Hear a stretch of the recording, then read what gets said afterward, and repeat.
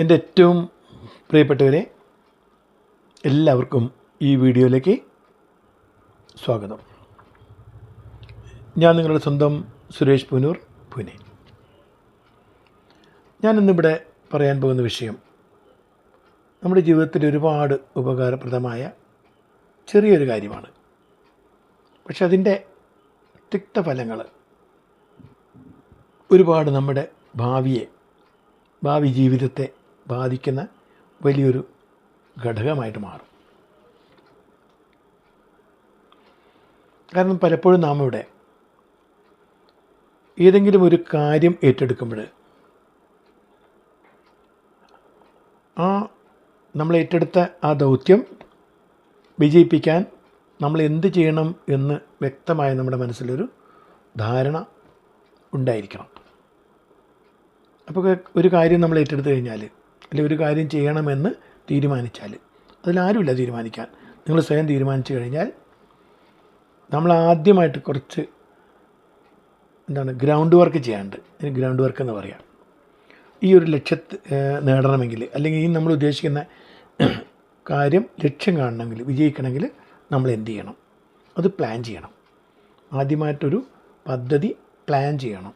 നമ്മൾ എങ്ങനെയാണ് അത് പ്രാവർത്തികമാക്കുന്നത് എന്നതിനെപ്പറ്റി ചിന്തിക്കണം.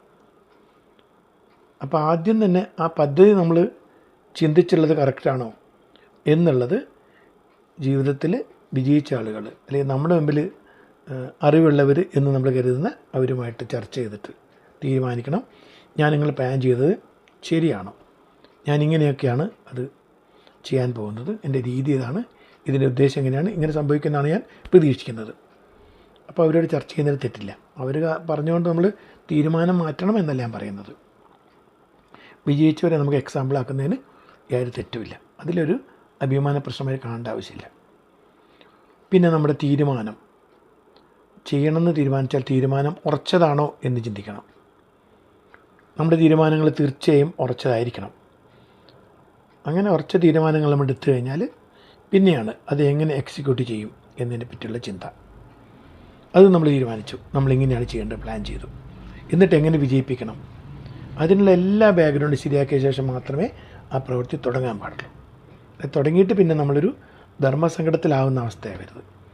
പലപ്പോഴും പല കാര്യങ്ങളും നമ്മൾ ഇടയ്ക്ക് വെച്ച് മുറിഞ്ഞു പോകാൻ കാരണം നമ്മൾ തീർച്ചയായിട്ടും അതിനെപ്പറ്റി പ്ലാൻ ചെയ്യാത്തതുകൊണ്ടാണ്. അപ്പോൾ ഒരിക്കൽ പ്ലാൻ ചെയ്യുക, കംപ്ലീറ്റ് വരച്ച് കാണിക്കാൻ നമ്മളെ മനസ്സിൽ തോന്നും എങ്ങനെ ചെയ്യണം എന്നുള്ളത്. ആ ചിന്തയിൽ കൂടി മാത്രം നിങ്ങൾ മുന്നേറുകയാണെങ്കിൽ തീർച്ചയായും നിങ്ങൾക്കെല്ലാം വിജയിപ്പിക്കാൻ സാധിക്കും. ഇനി ഒരു വിഷയമായി